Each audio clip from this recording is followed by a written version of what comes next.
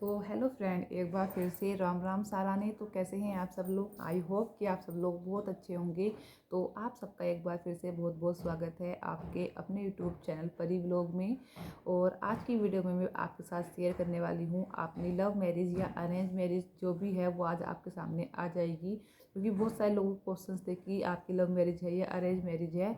और आप लोगों के नहीं, हमारे भी बहुत सारे लोग जो मेरे फ्रेंड सर्कल में है और जो हमारे गांव के लोगों को भी लगता है कि बहुत ज़्यादा की लव मैरिज है। तो आज मैं बताने वाली हूँ कि हमारी लव मैरिज है या अरेंज मैरिज है। वैसे तो मेरी शादी को 11 साल हो चुके हैं। हमारी शादी हुई थी 12/12/2012 को। मेरी शादी को 11 साल हो चुके हैं। लेकिन सबसे पहले तो मैं उन लोगों को धन्यवाद कहना चाहूँगी, उन लोगों का तहे दिल से धन्यवाद जो मुझे इतना सपोर्ट करते हैं और इतना प्यार करते हैं। उन लोगों को तहे दिल से धन्यवाद। थैंक यू सो मच इतने सपोर्ट और इतने प्यार के लिए।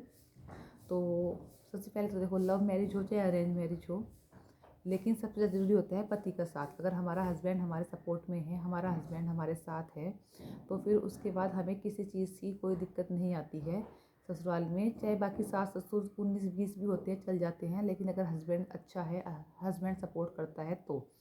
अदरवाइज़ हस्बैंड सपोर्ट नहीं करता है ना, तो फिर बहुत ज़्यादा दिक्कतें आती हैं लाइफ में। और लव मैरिज से पहले मैं एक बार बताना चाहूँगी, मुझे लव मैरिज या अरेंज मैरिज में कोई दिक्कत नहीं आती। दिक्कत मुझे वहाँ पर आती है जब कुछ लोग ना, लड़कियाँ जो है ना, वो अपने माँ बाप से ऊपर होकर घर से भाग जाती हैं। ज़िंदगी भर के लिए मतलब माँ बाप का सर जो है वो झुका देती हैं। माँ बाप कभी किसी के सामने फिर सिर नहीं उठा सकते, क्योंकि उनको इसी नज़रों से देखा जाता है, यार वो ये वही है ना जिनकी लड़की भाग गई थी। तो लड़की अगर कहीं उनका कहीं किसी के साथ मतलब रिलेशन है तो वो अपने पेरेंट्स को साथ उसे शेयर करे। और बहुत से पेरेंट्स ऐसे होते, अब बोलोगे आप लोग कि बहुत से पेरेंट्स ऐसे होते हैं कि जब शादी नहीं कराते हैं तो फिर लड़की के पास कोई ऑप्शन नहीं बचता। आप ये देखो, जो आपका ये 2-4 महीने 4 साल का प्यार, और वो आपके माँ बाप जो आपको पैदा करते हैं, पाल पोस के आपको इतना बड़ा करते हैं, तो वो क्या आपसे सिर्फ ये उम्मीद करते हैं कि आप जब उनका सुख देखने का टाइम आए तो आप अपनी मर्जी चलाएं। माँ बाप ऐसे होते हैं कि एक टाइम के लिए खुद भूखे रह जाते हैं, पर अपने बच्चों के लिए कभी अपने बच्चों को ही भूखा नहीं छोड़ते हैं, है ना। खुद फटे जूते पहन लेंगे लेकिन बच्चों के लिए नहीं ला के देंगे। तो क्या वो बच्चे, माँ बाप इतनी उम्मीद नहीं कर सकते कि उनके बच्चे उनके हिसाब से चले।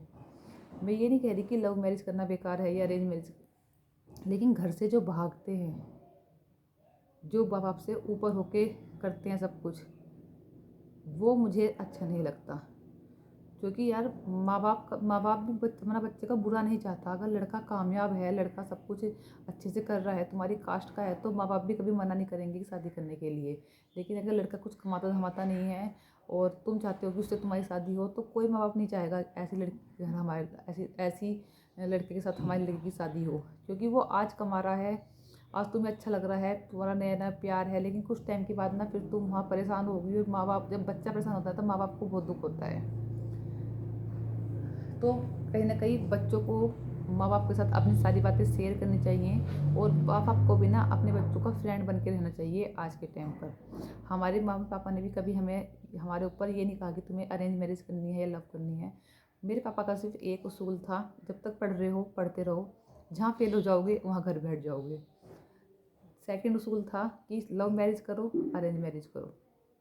अगर लव मैरिज करते हो, लड़का पढ़ा लिखा होना चाहिए, नौकरी वाला होना चाहिए, और अपनी कास्ट का होना चाहिए।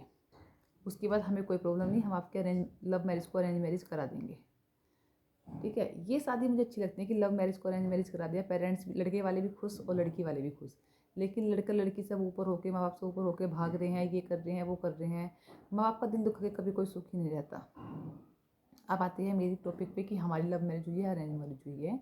तो हम 3 बहनें हैं, लेकिन हम तीनों बहनों में से किसी की भी लव मैरिज नहीं हुई है, तीनों ही अरेंज मैरिज हुई है। हमारा सारा बचपन शहर में निकला है, कभी गांव में नहीं रहे, लेकिन उसके बावजूद भी हम तीनों बहनों की अरेंज मैरिज हुई है। हम लोगों ने वहाँ शादी करी जहाँ लड़का हमारे पापा मम्मी देख कर आए। मेरी बात करो तो मैं शादी से पहले भी कभी अपने हस्बैंड से नहीं मिली। ठीक है, हम लोगों ने फ़ोन पे बात की ओनली, और हमने कभी भी बात नहीं की, फ़ोन पर बात की है ओनली, कभी नहीं मिले फेस टू फेस शादी से पहले। लेकिन हम लोगों का जो बॉन्ड है ना वो इतना अच्छा है ना कि बहुत सारे लोगों को ऐसा लगता है कि हमारी लव मैरिज हुई है। मेरे गांव में भी लगता है, और मेरे उधर की साइड भी लगता है, हमारी साइड भी बहुत सारे लोगों को लगता है कि हमारी लव मैरिज हुई है, पर हमारी लव मैरिज नहीं हुई है। और ना ही हमारी इंटरकास्ट शादी है। जो लोग पूछते हैं इंटरकास्ट शादी, नहीं, हम लोगों की इंटरकास्ट शादी नहीं है। मैं भी जाट हूँ, मेरे हस्बैंड भी जाट हैं, तो हम लोगों की कोई भी लव मैरिज नहीं है, अरेंज मैरिज है। और लेकिन हम लोग रहते ऐसा है कि लगता नहीं लोगों की कि इनकी अरेंज मैरिज है, एकदम खुला, एकदम फ्रेंड की तरह। एक वैसे भी मेरे हस्बैंड जो है ना वो बहुत सपोर्टेड हैं। देखो लड़ाई हर हस्बैंड वाइफ के बीच में होती है, मेरी भी होती है अपने हस्बैंड से, मेरे हस्बैंड, लेकिन लड़ाई को ना हम कॉम्प्रोमाइज़ कर लेते हैं। अगर वो बोल रहे हैं तो मैं चुप हो जाती हूँ, मैं बोल रही हूँ तो वो चुप हो जाते हैं, तो उससे लड़ाई जो है ना हमारी शांत हो जाती है। लेकिन ऑल अबाउट देखा जाए ना तो मेरे हस्बैंड मुझे बहुत ज़्यादा सपोर्ट करते हैं, हर चीज़ में बहुत ज़्यादा ध्यान रखते हैं, बहुत ज़्यादा केयर करते हैं। मतलब वो इतना कर लेते हैं ना कि बाई चांस अगर मेरी तबीयत ख़राब हो गई है, देखो मेरी सास नहीं है, मेरी जेठानी बाहर रहती हैं, ननद मेरी शादी हो रही है, तो यहाँ पर मैं अकेली रहती हूँ। लेकिन मेरे हस्बैंड इतना करते हैं ना कि दोनों बच्चे हुए मेरे अभी परी, तो मतलब एक 15-20 दिन करके सब चले गए, लेकिन उसके बाद भी परहेज होता है कि मतलब ठंडे पानी में हाथ नहीं देने, ठंडे पानी में बर्तन साफ़ करने। तो मेरे हस्बैंड ने देखो कपड़े भी धोए, बर्तन भी साफ़ करे, सारा काम किया है ना। बहुत कम हस्बैंड होते हैं जो ऐसा काम कर लेते हैं कि बाई चांस मेरी तबीयत ख़राब हो जाती है, मुझे खांसी जुकाम बुखार हो गया या कुछ भी हो गया, तो वो A to Z खाना तक बना लेते हैं और मुझसे ज़्यादा घर की सफाई रखते हैं। इतनी सफाई शायद मुझे भी लगता है, कभी कभार मम्मी पास चली जाती हूँ 1-2 दिन के लिए, जब मैं आके देखती हूँ तो घर बिल्कुल साफ़ सुथरा पड़ा रहता है। ऐसा नहीं रहता कि गंदा घर है, बिल्कुल साफ़ सुथरा। और हर चीज़ में सपोर्ट करते हैं। दिवाली की सफाई होगी दोनों मिलके करेंगे, होली की सफाई होगी दोनों मिलके करेंगे। कुछ तबीयत ख़राब हो जाती है मेरी तो मैं रोटी बनाती हूँ और वो गैस पे सेक देते हैं, सब्ज़ी काट के दे देते हैं मुझे। मतलब ये नहीं कह रही कि हमेशा देते हैं, लेकिन जब कुछ इमरजेंसी होती है, मेरी तबीयत ख़राब होती है, तो बहुत सारे कामों में वो मेरी हेल्प करा देते हैं, बहुत ज़्यादा हेल्प करा देते हैं।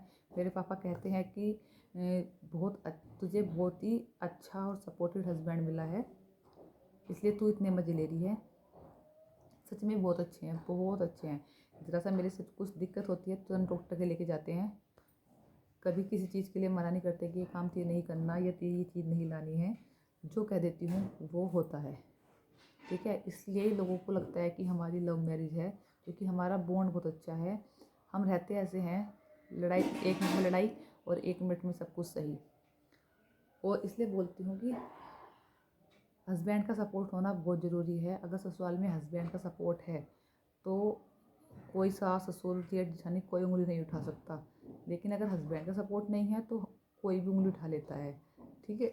इसलिए हस्बैंड वाइफ का जो रिश्ता है ना, अगर वो एक दूसरे के सपोर्ट में है ना तो कोई उंगली नहीं उठा सकता, तुम लोगों के ऊपर कोई कुछ नहीं कह सकता फिर तुम्हें। तो आज छोटी सी यही बात थी कि मेरी लव मैरिज नहीं हुई है, मेरी अरेंज मैरिज हुई है। मेरे 2 बच्चे हैं, एक अभिराज और एक परिधि। परिधि 5th क्लास में है और अभिराज 2nd क्लास में है। और मेरे हस्बैंड का नाम है राजीव मलिक, मेरा नाम है रश्मि मलिक। That's it. तो करते हैं इस वीडियो को यहीं पर एंड, और फिर मिलते हैं आपको अच्छी सी नई वीडियो के साथ। अगर आपको वीडियो अच्छी लगे तो वीडियो को लाइक कर सकते हैं, शेयर कर सकते हैं, चैनल को सब्सक्राइब कर सकते हैं। और जो लोग भी अभी भी मेरे पास कमेंट आया था अभी भी कि आपका फ़ोटो लगा के वीडियो बना रहे हैं, तो बनाने दो, जो कुछ कर रहा है करने दो, ठीक है। 1 दिन 2 कब तक बनाएंगे, कब तक करेंगे। झूठ ज़्यादा दिन नहीं चलता और सबको पता है क्या झूठ है क्या सच है। बार बार उस चीज़ को सफाई देते रहें तो वो अच्छा नहीं लगता मुझे। मैंने एक बार बोल दिया था कि आज मैंने एंड कर दिया है, आज के बाद मैं इसके ऊपर वीडियो नहीं बनाऊंगी, तो मैं नहीं बनाऊंगी, ठीक है। अब वो झूठ को सच रगड़ रगड़ के सच को, अब थोड़ा ना है कि झूठ को रगड़ रगड़ के तो सच बना देंगे, नहीं बनने का। जो झूठ है वो झूठ ही रहेगा, ठीक है। और उससे ऊपर वाला जब तक कोई नहीं है, वो मानता है, वो जानता है सब क्या सच है क्या झूठ है, तो सब कुछ उसको ऊपर छोड़ देती हूँ। उससे ज़्यादा मुझे लगता है कि कोई है।